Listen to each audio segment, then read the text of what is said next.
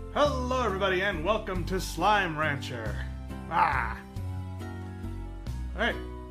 In the last episode, we did a lot of stuff. We got another slime key. We found the Crystal Gordo. We met Bob. And we got enough odd onions to feed the Crystal Gordo, but we haven't made it back to him yet. I just want to make sure one last time that everything's good to go. How'd this carrot get out? Get in there. Alright, so we should be good to go and see the Crystal Gordo. Let's see, what can I talk about while we're on our way over there?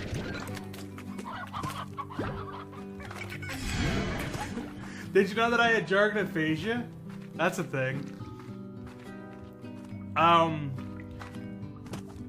It's not a very serious condition of jargon aphasia, though. Like, I know it's sort of like the cartoon stereotype to be like, higgly swaggly boodly, but, no, it's not nearly to that extent. No, for those of you who don't know, aphasia is a kind of brain damage. In fact, it's brain damage is what it means. And it's like the whole spectrum of brain damage. It's nothing to like get overly concerned about or worry about. Honestly, if you've ever bumped your head or like been really, really stressed out, or really if you've had any mental anything, like anything can do it. It's really nothing to worry about. It's just a slight change from the base. You know? Like, here's where we believe the base of the human brain is, and just as you're going through life, an odd bump here, or you get really, really stressed out, you get a really bad headache, and you start accruing the you know, just wear and tear. It's, yeah. And it can develop in different kinds of aphasia.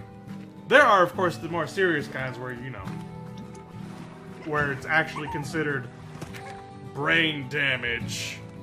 But, like, even the little shit, you know, it's still damage that has been done to your brain, you know, even if it's just, you know, wear and tear over time doing things you probably shouldn't have been doing.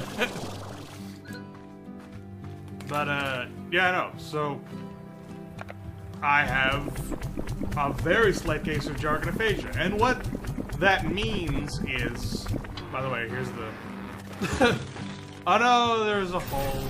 Oh, but the key didn't fall down, because the key is floaty, but all the other shit fell down there.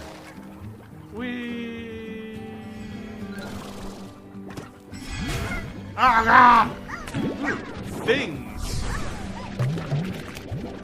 Primordial oil, buzz wax,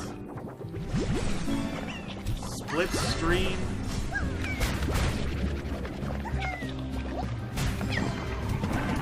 Get out of here. Spiral stream. It was split stream, and now it's spiral stream. It changed. That's like a whole. I don't know what these are, or what they do, or what it means. But I got another slime key.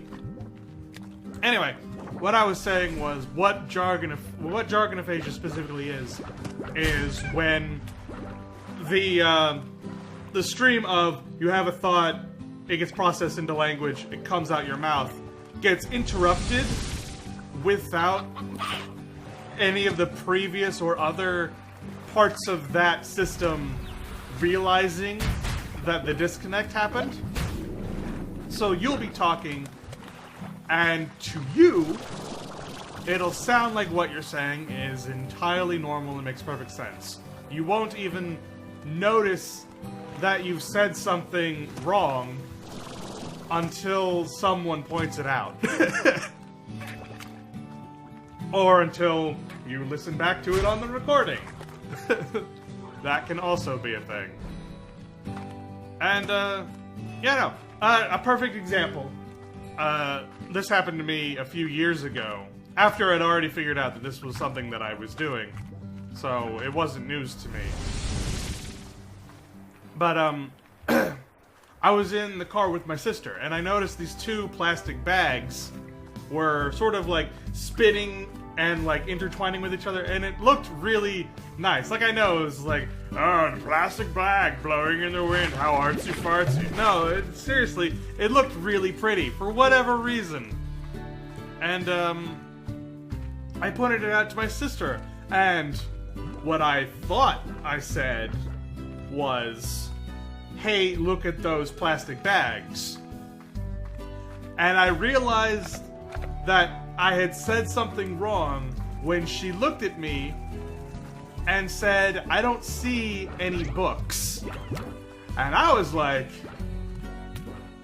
what the heck did I say?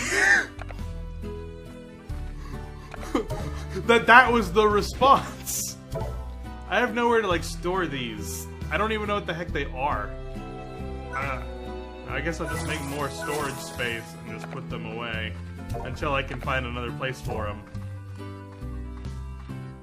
But, so, what it turned out I had said was, hey, look at those paperbacks.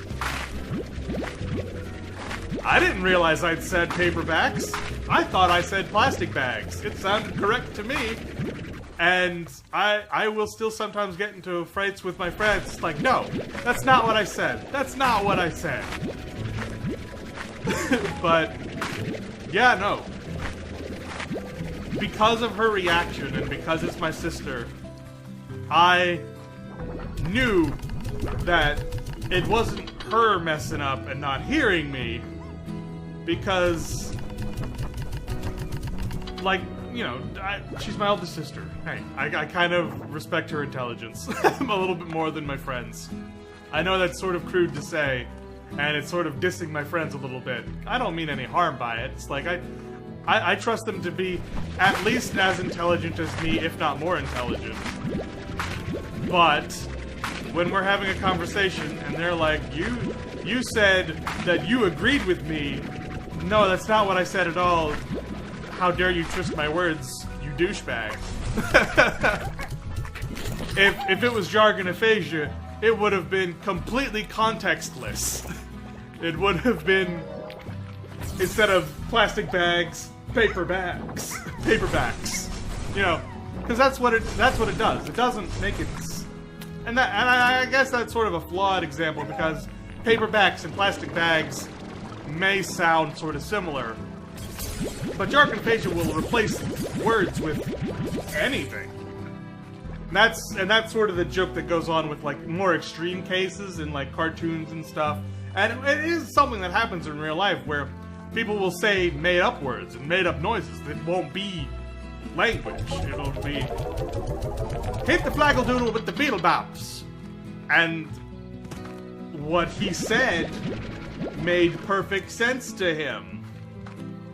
Even though those weren't words.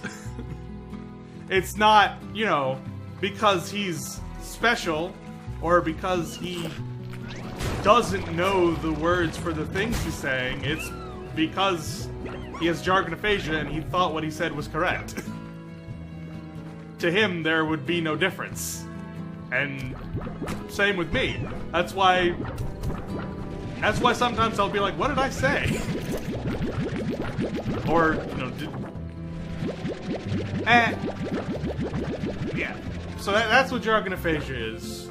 And that's what I have. And if you go back and watch some of my episodes, I've noticed that I do that. Maybe you guys will catch it. Sometimes I'll catch it. Sometimes I'll catch it as soon as I say it. Because I'll realize that my mouth went, like, a certain muscles have stretched that wouldn't have stretched if I'd said the correct thing. Because I'm a voice actor. I do voice acting. So I realize which muscles have to go to which thing. And which, like, if I open my mouth really wide, these move. So if I'm saying something that doesn't require those to move, or does require those to move, and they do or don't, I'll realize that Maybe something came out wrong. I'm like, did I say that right? Oh, whatever. What's this? The 7Z rewards. Rooster Weathervane. Learn more here. The 7Z Reward Club is an optional program that allows you to purchase prestigious rewards for large sums of new bucks. Each rank brings unique rewards. Some rangers point out the whole thing seems like a way of siphoning enormous amounts of new bucks in exchange for fancy colors and trophies that don't actually serve any. Okay, so it's customization for a large amount of money. So it's sort of a money sink so that you can do some customization. Got it. Sleep until morning. What do I want to do? All my guys are fed, everything's done, I've explained what jargon aphasia is, and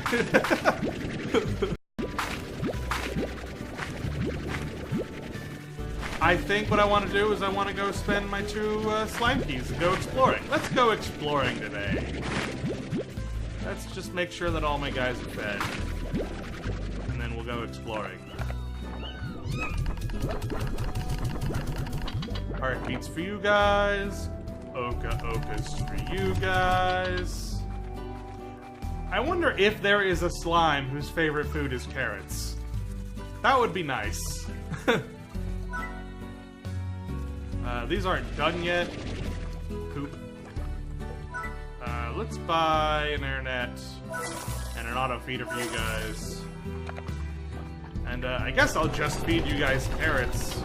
Have it be on slow, and whenever I get the odd onion, I'll feed it to you. Alright. No need to turn in plorts. I got plenty of money. Are there any upgrades I should get before I go? Heart module. I don't really need it, but why not? Pulse wave, I don't see any purpose for it, but whatever. Yeah. Alright, so no new upgrades right now. Bob still wants his thing. Chicken? Maybe if I see some chickens on the way, I'll grab some. Just so that'll go away. He just wants some normal hens, right?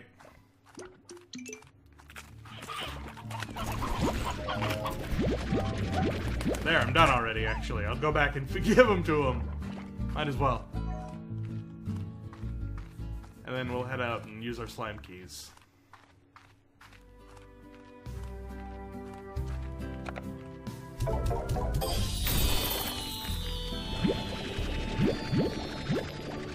But yeah, the whole speech impediment, jargon aphasia, all that, it's not meant to be like I'm using them as a crutch, or I'm providing excuses, or I'm doing any of those. People always assume that if you're talking about something about yourself that is slightly abnormal, it's automatically gotta be a bad thing. It's gotta be an excuse. It's gotta be some kind of a crutch. It's like, oh, I can't do this because... No. Come on. I think you guys know me well enough that that's not the case at all, ever. But to clarify, I have a speech impediment, I have jargon aphasia, and I'm a voice actor. I conquer this shit. I meet it head on because it's not gonna fucking stop me. It's not gonna keep me from doing the things I want to do. I'm just saying that I know these things about myself. Perhaps you might find it interesting. Perhaps you might want to know a little bit about it. Perhaps you might want to know why I do certain things, why I might have certain tics. It seems like every time I want to, like, anyone's like, hey, you want to talk a little bit about yourself? Or, hey, why do you do this? Or, hey, do you, like, little checkbox, do you have any mental conditions? It's like, well, yes. It doesn't really make me abnormal. Both of these things that I've mentioned, having a lisp, having jargon aphasia, they're completely normal things that anyone can have. It just so happens that I do, and it doesn't make me less of a person, and I'm not trying to whine about my situation. I'm just explaining me. It doesn't have to be any more in-depth than that. Everyone always makes it such a thing, and I'm like, God damn it, you're the one who asked. Or even if you're not the one who asked, and I just thought it would be interesting, I didn't think it would be such a big deal, and this place is freaking beautiful. Can I just say, can I go off topic here and just say that this place is freaking amazing looking? What was this place called? Like the Moss Gardens or something? I missed it. I wasn't paying attention. The Moss Blanket. Man, if I didn't have allergies, I would want to live in a place like that. Look at these giant mushrooms. I love giant mushrooms. In like fantasy stuff, if there's like giant bioluminescent mushrooms hanging off of giant ancient trees or growing in or like in fairy rings, you know, fairy rings where it's just like a ring of mushrooms for some reason. I don't remember why that is, why that'll happen. I think it's because like a tree used to... The fuck? Hunter slimes. Never mind the rabbits, have you seen any chickens? Okay. But yeah, I don't know why. I think it might be because there used to be a tree there, but it's long since rotted away, but the fungus seeds or the spores are still there, so they'll still grow. They won't keep doing that indefinitely, but even after the tree is gone, the ring of fungus will still grow, and that's a fairy ring. And the whole like mythology around that fascinates me. Like it's a doorway to the fairy realm of this mystical realm or whatever. Let's pause that. Talk about this. I'm sorry, the game keeps on interrupting me. The Moss Blanket may seem like an ancient jungle of sorts, but the fact is that much of what you see here wasn't even around when I first began exploring this island. At this rate, I reckon that it won't be long before this greenery completely overtakes the far, far range. Sweet! I'm all for that. This place is freaking beautiful. I love the trees, and the fungus, and the fairy rings. So we already found one new slime. I wonder if we'll find more. Also, a ball of yarn. Ah! If I combine the hunter slimes with cat slimes, do you think they would love the ever-loving crap out of that? Ooh, ooh, ooh, ooh, ooh! New slime! Honey slime. Nothing is sweeter than a recently produced quart of honey. Hey, we got 2 new slimes.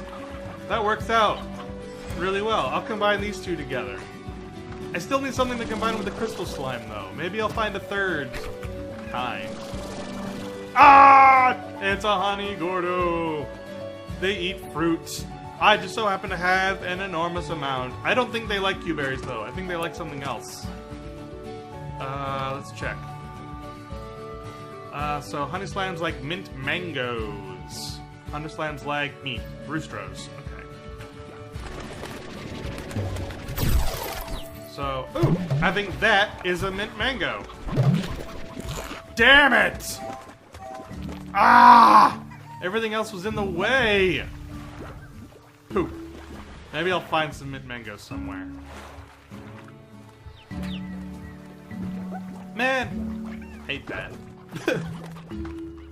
I've forgotten what I was going to talk about, or what I was talking about. I think it was how the mythology surrounding fairy rings and how they're a doorway to like fantastical worlds fascinates me, because you know, it's just a ring of mushrooms, and yet like there's all this like fan theories almost about what they're about. It's really neat. I love mythology. I used to do a whole like series that never took off the ground about talking about mythology. Have you ever been in love, Beatrix? Makes you feel all achy inside, like a day after your soul's been to the gym. That's the best way I can describe it anyway. It also realigns your thinking to something you swear is downright alien. All those things you thought really mattered suddenly don't. Changes you entirely. Can't recommend it enough. H. Excuse me. So he's in love with whoever it was that he met back at the Indigo Quarry. So we got some boom slimes over this way. Wow, the moss blanket really does have an absorbent amount of different kinds of slimes. We got puddles, booms, cats, honey, pink, hunters. Just a crazy amount. It's also a massive place. Have we covered how big this place is? And I haven't found the map for it yet.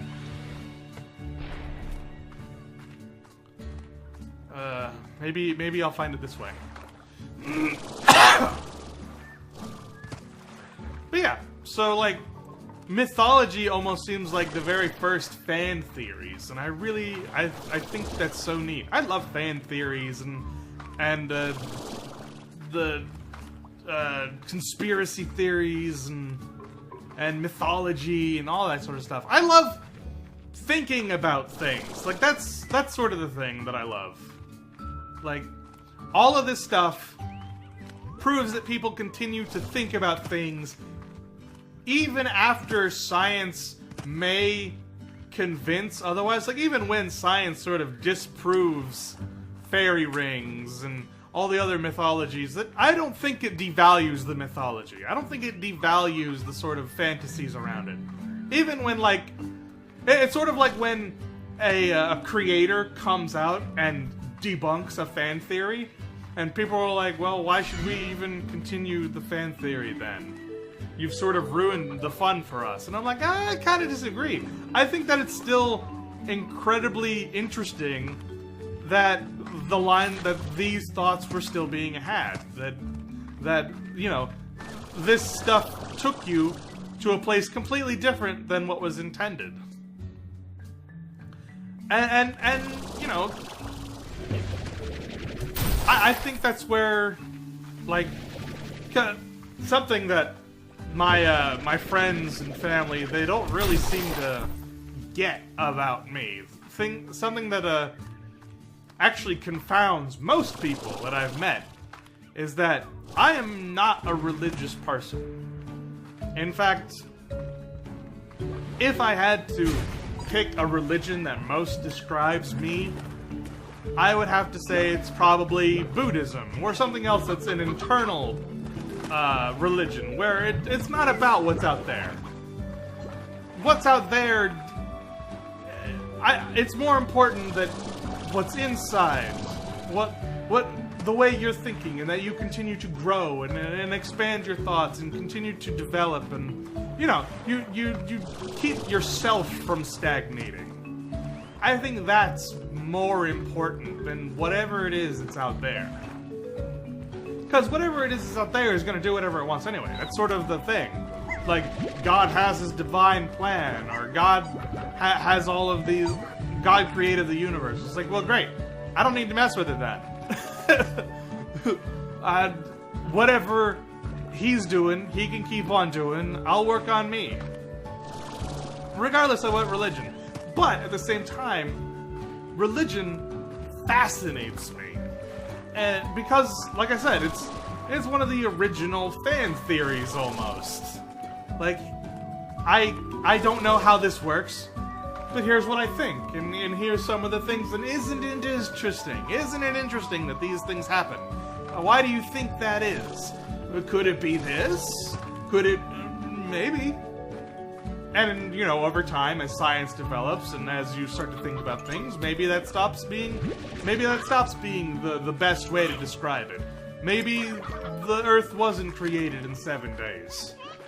Maybe all this other stuff. Does it devalue the religion? Does it devalue the thoughts? Not necessarily. Where I think things start to go off the rails with religion, though, is that they try to force it on other people. They try to force things that are obviously not true to be just as true as the things that are still theories. That's asinine. that completely devalues you and all of your opinions. When you try to force it and when you close the thread, when you don't allow further input or further fan theories. Like, who is it who made it so that Gospels and such had to stop? You know, who made it so that further revisions of certain Bibles or religions didn't continue to be new books of the gospel, but rather just were revisions. Because that's sort of all the New Testament is. It's sort of like here's the Jewish religion, let's go over it again with a new book. With some new books, a bunch of new books. Revisiting and talking about how, that no longer makes sense. This fan theory no longer holds up. Here's some new theories. Here's some new things about how maybe it should work, because this no longer fits. No. So, yeah, religion fascinates me. It's fun to talk about. It's fun to think about. Not because I believe in any of it, but because it's just fun. It proves that people thought. Even back then, people thought. They didn't... Today, yes, maybe there's some closed-mindedness going on, where they've closed the thread and they don't allow any new ideas, and they're completely dogmatic, and they completely don't allow any new thoughts at all, and they believe any other thought is negative. Now that might be the case, but it used to be fan theories and stories, and that fascinates me way more than saying that, no, God is real and true, and this is how things are, and how they should be. That's dumb. That's asinine. What about anyone who disagrees with you? I hate to tell you that no religion is world-encompassing. No religion has everybody convinced. Because that's not how they work. That's not what they're supposed to do. That's not what they're designed to do. They aren't designed that way. Like, if you actually read the darn thing, it's like, here's what happened, here's how it seems to be, here's what we believe. Or it's just fantastical stories. Like, one of my favorite Bible stories is about the last giant king, Og, king of Bashan, because it's the root for ogres and orcs and goblins, and all of those things stemmed from him. Og, it's the root word for ogre and orc. And actually goblin came from a French whole different mythology. But my point is that it's just fun. I don't see anything wrong with that. and people get so cloistered, so bottled up when it comes to religion. And I don't understand it. Why do you... Like, it really... If you actually read it, it doesn't feel like it's supposed to be that. Not if you read the original. Now it might be. It's like, oh, God wants you to live forever. Want proof? See this. It's like, yeah. I always love getting those brochures, though, because I like fact-checking them with the Bible. My favorite one was where one of those passages is like, oh, God thinks that pain is bad and it's work of the devil. And if you're feeling pain, you should try to... Because it was trying to, like, convince people that mental illness was something that could be prayed away. Which is despicable, by the way. But I checked the passage. I fact-checked it. And it was the passage about getting circumcision. It's like, does nobody check? It's like... Oh, God says that pain is bad. I'm gonna check it in my Bible. Flip, flip, flip. The rules and process of circumcision. Come on! At least check! If you're gonna pull off this despicable practice, if you're gonna do such heinous things as convince people, or try to convince people that anything that's physically wrong with you can be taken away by asking the stars. At least fact check it. So you don't look like a complete moron to anyone who has the slightest inkling that that might be not on the level. Like, if you're gonna be that despicable, if you're gonna be that much of an asshole, at least put an attempt in there, you know? At least get some pleasure out of that evil that you're spreading. You know, I don't mind you being evil, just put some effort into it, you know? I don't know how we got to this conversation. I don't know how we got here. How did we get... I think it's time for the episode to end. I think that's what this means. I think this means it's time for the episode to end. So, I'll see you guys next time. Goodbye, everybody. What was this episode? Just skip it. Nothing important happened. That I can remember. Goodbye.